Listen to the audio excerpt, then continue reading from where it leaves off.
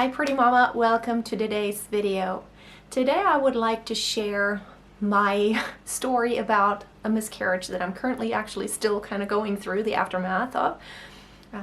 If you clicked on this video, you either are following my story or you may be about to go through or you are going through a miscarriage yourself.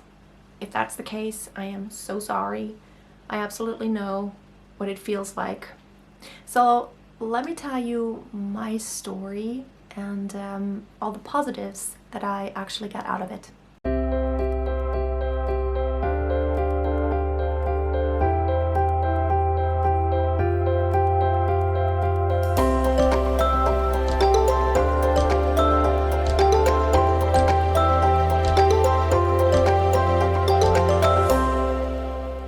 If you haven't watched my story, you may want to do that. I will put the link up here. We did our first frozen embryo transfer. These were 2 donated embryos. I got pregnant the first try and everything seemed so perfect. I had all the symptoms very strong early on. As soon as I took a test, I already kind of knew, and I started having nausea, and my breasts were so tender and huge and it hurt, and it just all looked so good. But then on the ultrasound we didn't see an embryo, and it turned out that it was a blighted ovum, which means the embryo probably very early on didn't develop and pretty much it's absorbed and all that grows is the gestational sac and part of the placenta. That's why you still feel all the pregnancy symptoms. And I want to tell you how I went about it. So of course, doctors will usually tell you they recommend a DNC, a dilation and curettage, because it is the quickest way to deal with this. However, I'm a friend of letting natural processes occur if they can naturally, and so I very strongly believe in my body and in all the information that's in every single one of my cells that has this program saved inside to go through certain processes when certain things happen. And miscarriage is one of them. It's, you know, ever since human beings have been in this world, we have been having miscarriages. It's a very common thing. You wouldn't think, because you don't hear people talk about it, and I wish it wasn't such a taboo topic. But anyway, I decided to wait. It does take some patience. So I was almost 10 weeks when the actual miscarriage happened, which was only 2 days ago. But before that, I had, starting with very light spotting and then slowly getting a little bit more, but I just had spotting for about a week, which told me my body is preparing. What happens usually is that your body still works in cycles. So if you are beyond, let's say 8-9 weeks, then it might take another cycle or would have been cycle for your body to actually go ahead and, you know, do the bleeding and just wash out whatever is inside of you that isn't really giving life. And so I decided that number one for me personally was going to be best mentally, because I like to give my body the chance, and I'm so proud of myself afterwards if it does work out, to have new confidence in my body that things do work out. Number two, it was the best for me because I knew that, you know, what I was looking out for. So if there's any symptoms of fever or pain, too much pain that you can't bear, then go see a doctor immediately. And I have doctors in a really great hospital very close to where I live, so I always knew that at any time somebody could drive me to the doctor or the hospital if, you know, I lost a lot of blood or something happened to where I didn't feel good, or cramping, anything like that, or fever, like any inflammation. So if I had an infection. I also knew what to be careful about, you know, not taking baths because my cervix is starting to open. So 1 week of spotting, and then 2 days ago I actually had the miscarriage. And instead of talking, I want to give you some footage. Now, if you cannot see blood, I mean, this is going to be footage of an actual miscarriage happening. There's not a baby going to be seen. It's just everything else that came out of my body that I just want to show what that looks like at this stage of 9 to 10 weeks. It's going to be graphic. There's going to be blood. And so if you are not about to watch anything like that, you can stop the video here, or I will put a timestamp below at which you can start the video back up. This is going to be graphic. So here is the footage of what I actually went through when I did my miscarriage. I am sitting in our bathtub because it just started bleeding. Like, after spotting for days, it just started bleeding about a couple hours ago. And so far it's pretty thin. And so I'm just gonna sit in the bathtub for a bit because it's pretty comfortable. I'm gonna put on an audiobook and just gonna show you what it looks like, whatever's coming out. I'll see what else happens. It's 8:30, so probably this is gonna go on through the night. Hopefully I'll get some sleep. I don't want to soak my bed or anything, so probably it's gonna get worse. It just keeps dripping away a little bit. It is fresh blood. No clots so far, so I'm waiting for, hopefully once the sac is passed, then the majority has passed. It's just dripping away here a little bit.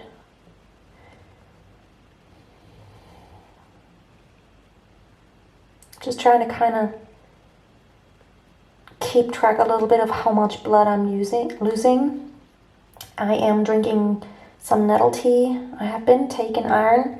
So my iron stores, it's pretty nicely filled right now. So I hope it's gonna be okay, so I don't get faint or anything if I lose a lot of blood. I have I put some washing powder in here, so I'm soaking my pads because I'm using reusable ones. I've had those for a couple years and they work so nicely. I have, I think, 12 of them. That should be enough. So if I soak them immediately, wash them out first a little bit and then soak them, so that I then can wash them and then take the next one. That'll work because I can't really be even 2 seconds without like a pad when I get out of the bathtub. Okay, this is the blood from the last 10 minutes. And it looks pretty thin, but there's actually a little bit of, you can tell it's from the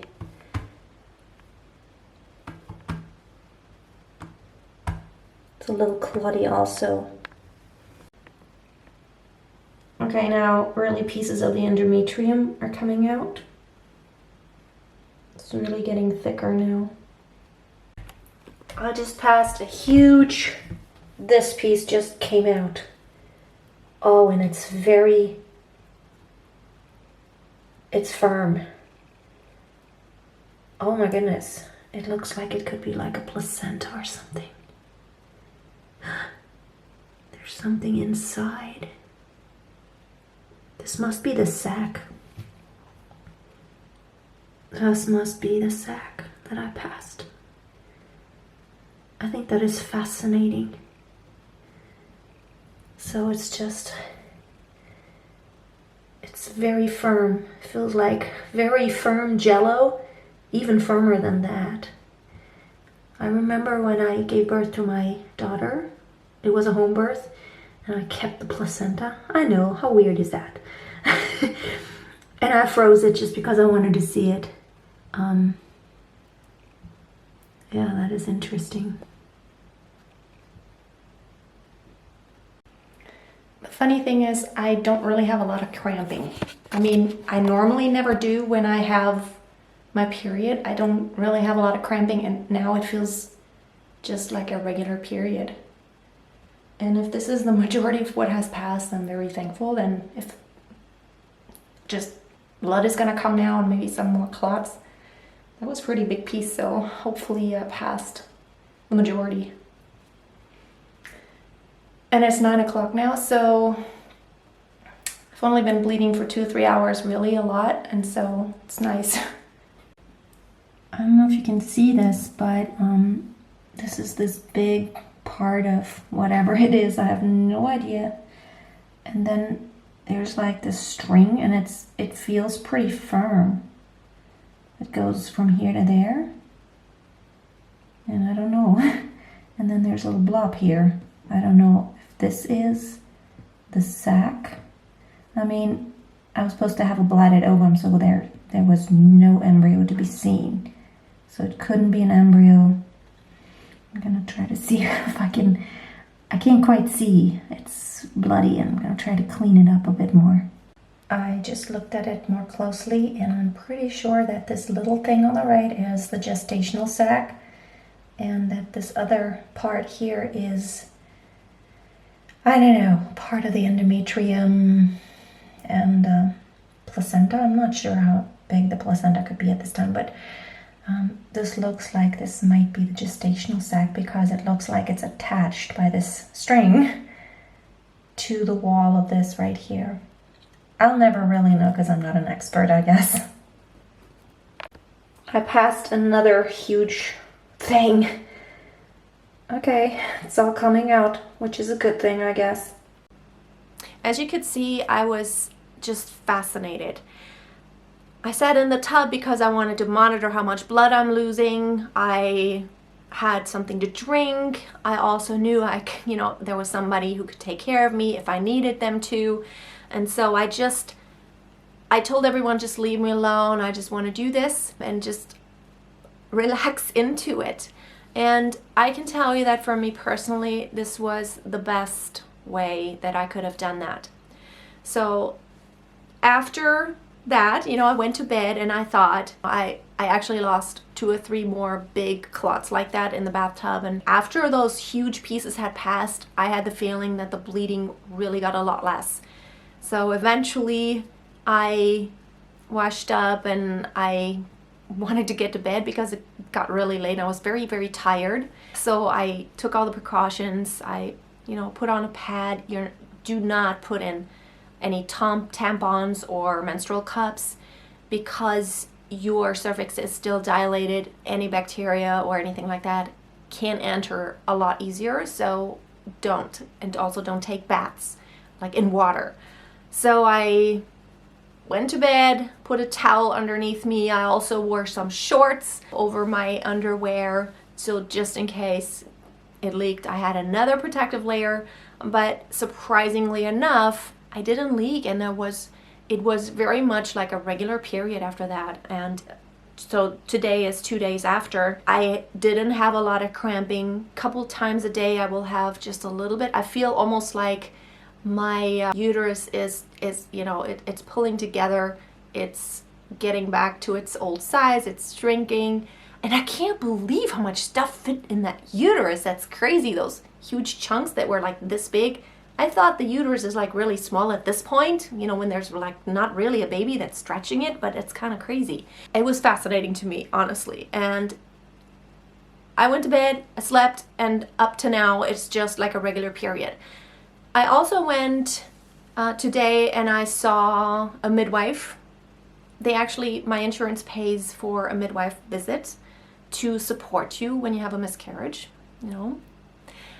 They're saving a lot of money by not having to pay for a D&C. So I figured, I had the miscarriage, but I did want to just have maybe some advice on what I can do now to strengthen my body. And, basically I try to rest as much as I can, but I also walk. We have a dog anyway, so I walk the dog. But other than that, I try to take it easy, nourish my body. One thing that has happened in the past week, my tummy is horrible, and I've had diarrhea, which is not cool on top of all the bleeding. But, luckily, and I'm very blessed to be able to be home all day because I work from home, so I can still get all my work done and then take some rest in between. It's very nice. The midwife really told me a lot of stuff I knew, but By going to see the midwife, I had such confidence. She really helped me just to be more confident, and she said, you should be so proud of your body. And I said, I am so proud of my body. And it gave me a new level of confidence to try again. And she also told me, she reassured me, which I already knew this, that there's no need to wait several months or even 2 or 3 months to try again. So as soon as you have a regular cycle again and you start ovulating, you can try right away. Your body will not ovulate if it is not ready to conceive again. So I'm waiting right now for all the bleeding to subside. I don't know, it could be 1 week, it could be 2 weeks. After pregnancy, like I had a home birth 8 years ago, I think that bled for about 3 weeks. And I mean, it just a lot in the beginning, and then it got less and less gradually, and it just faded out. You know how that goes. It doesn't stop suddenly. For me, it never did. So I'm just gonna wait for it to get less. I'm still taking my iron. I am drinking nettle tea every day. I'm also taking some herbs that support you. One of them is shepherd's purse. That's what it's called. I have a tincture that I just put it in some water and drink it, and it prevents you from bleeding too heavily, but at the same time it really supports the cleansing process and the bleeding out of tissue.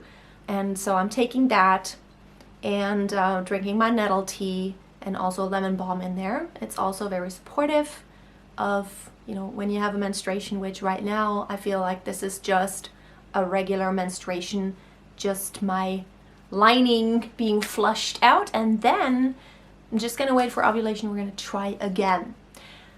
So since I'm just kind of in a waiting position now, in my next video I'm gonna tell you about all the costs for the frozen embryo transfer, which we did in Prague. I know in the States there are often waiting lists, and it's also quite costly.